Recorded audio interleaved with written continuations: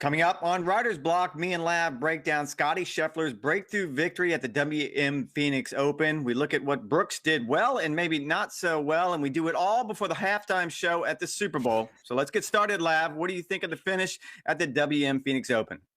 First of all, I don't know how this tournament, so this is the fifth year in the last 7 years that they've had a playoff at the Phoenix Open. How is this playoff not at least starting on 16? You know you're up against this hard deadline with the Super Bowl, right? Like you have about a 30-minute window. You have 25,000 fans who have been populating that hole for the past 6 days. Start the tournament, start the playoff there. How do you not go 16, 17, and 18? I know what they're probably thinking, Rex, because everything's set up on 18. You don't want there to be a mad rush to get back into the grandstands on 16. I get it. It needs to happen. This tournament is, in this golf course in particular, is conducive to playoffs as we've seen. Start this thing on 16. I'm tired of this 18th hole in that finish.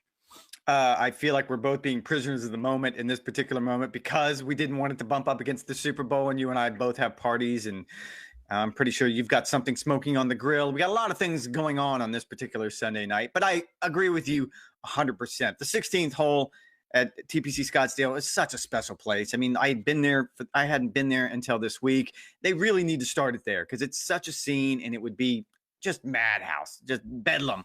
And I think 17 is a short par four. It kind of grew on me last week. The best par four in golf.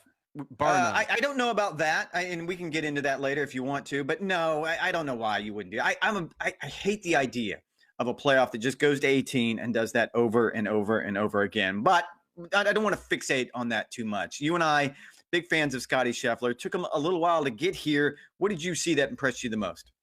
Well, look, I've got to give you credit, Rex, because you were one of those players or one of those guys who was really beating the drum for Scottie Scheffler. You thought he'd have a big 2022. There was a lot to like about Scottie Scheffler. You look at his body of work. He was the 12th ranked player in the world at the end of 2021, which is an incredible achievement despite not having a PGA Tour victory on his resume. But you look at everything that he's done. He was runner-ups in WGC events. He'd had top 5 finishes in major championships. He finished second in 2020 at the Tour Championship. He had done everything, including a really impressive performance at the Ryder Cup where he beat Jon Rahm in singles. He had done everything except knock off that PGA Tour win. You knew that the longer it went on, it was really going to start to eat at him. I was glad to see him get it in kind of this first quarter of 2022. Look, I think that the sky is really the limit for this kid. He's been great at every single level that he has played. He is a fixture in the top 10 for a lot of years to come.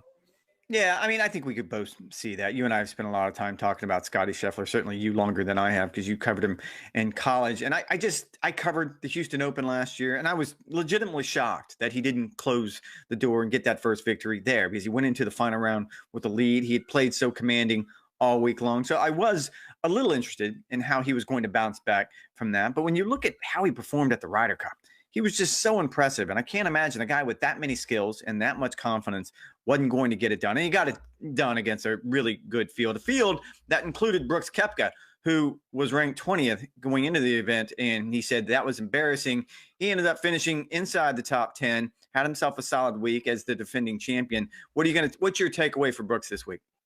Well, look, I think if Haley wanted to get real tech savvy on this thing, she could roll back the tape from our writer's blog on Wednesday. And we said that this tournament is tailor-made for Brooks Koepka. There is a reason why he's a 2-time winner of the U.S. Open and a 2-time winner of the Phoenix Open. The dude is a show-off. He loves to show off. He loves the atmosphere. He thrives in that sort of environment. And that's exactly what we saw. Brooks Koepka had not done virtually anything over the past 6 months in tournament competition, did not have anywhere near a top 10 finish in an official event. You put him at the Phoenix Open on this golf course where a bomber does have a significant advantage, but he just thrives in that sort of arena where 25,000 fans are ringing the 16th hole, for instance. And so this was kind of a get right start for Brooks. It's time to kind of kick into gear. The Masters is now 2 months away. I would have been really surprised had he not played well. And so him playing well just kind of confirmed my priors. I think all things Brooks are looking good.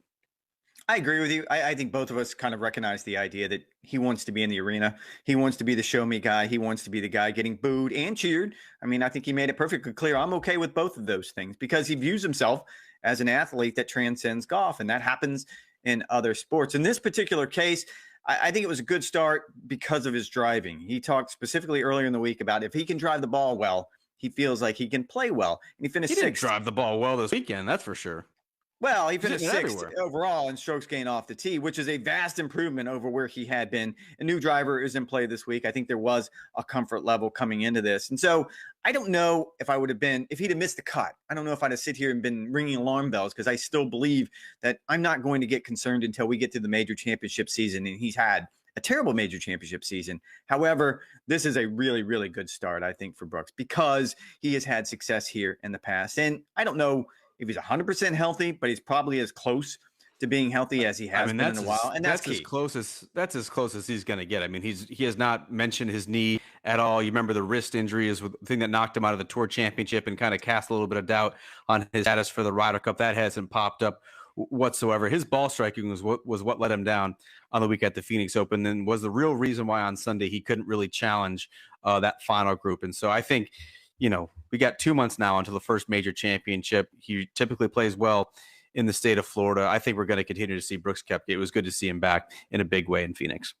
All right. Everybody saw the mayhem, Sam Ryder with a hole-in-one, and everything just comes down, raining down on him, beer and God knows what else. Carlos Ortiz does it the very next day, and the exact same thing happens. I hadn't been there, and I have to say it's different. It's special. I understand why game day is so good, because you can draw off that energy. It's so easy to be in that atmosphere and be excited.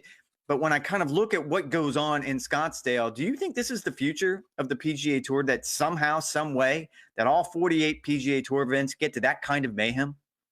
No, and I don't think they should replicate it. I don't think they can replicate it. And you didn't even mention the Joel Dahmen, Harry Higgs. To me, that was the highlight of the entire week, with those guys going shirtless, certainly showing some nip for the pip. However, look, I think every tournament could borrow some elements from the Phoenix Open, and I don't think you should have the sort of build out that you're going to see on 16, because a lot of golf courses just aren't conducive to that sort of setup.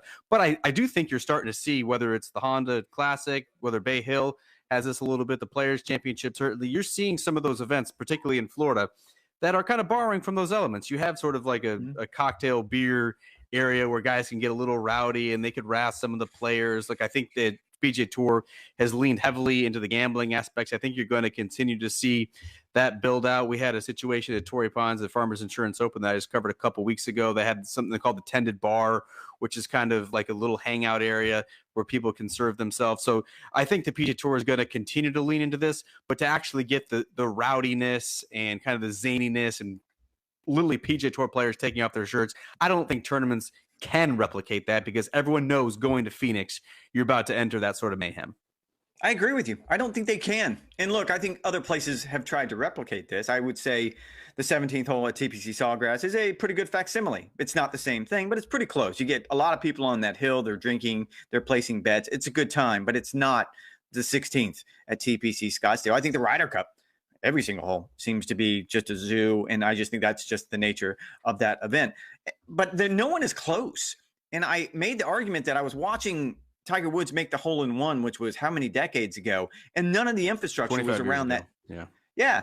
None of the infrastructure was around that hole, and it was still a zoo. And my argument was, this was a home to madness long before they built that extravagant house that it's become, because there's something about the people in Scottsdale that just need this outlet that time of year. I don't know if Cardinals games are the same. I don't know if Coyotes games are the same, but in this particular atmosphere, they go there for the party, and that's it. What's interesting is, outside of those last 3 holes, I think what you're going to end up with is a 15-hole golf course where it's a normal PGA Tour event. Walking around last week, I was taken by that idea. But no, I think you're right. I don't think they can get there, and I don't think they should get there. All right, let's go with the big finish. Our colleague, Todd Lewis, is over in China covering the Olympics and doing an awesome job on a lot of different really, really cool sports.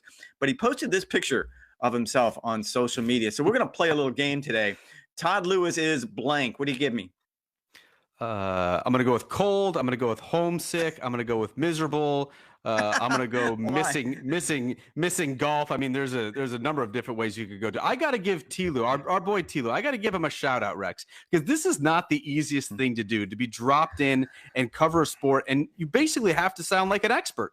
I mean, ski racing fans, alpine skiing racing fans, they're going to call you out immediately if you do not know what you're talking about. This takes months and weeks and months of preparation, and Tilo has been thrown in there. He had the viral moment with Michaela Schifrin, where she basically admitted that she's rethinking everything she learned over the past 15 years of skiing. That was an incredible interview. All props to Tilo, because that is super hard to do, and he has been really impressive.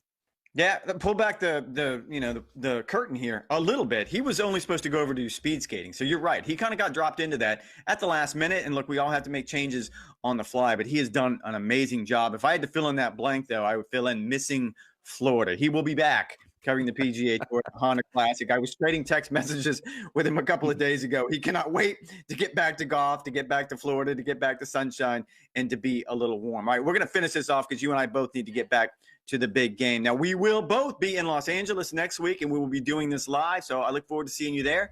I look forward to seeing you guys next week.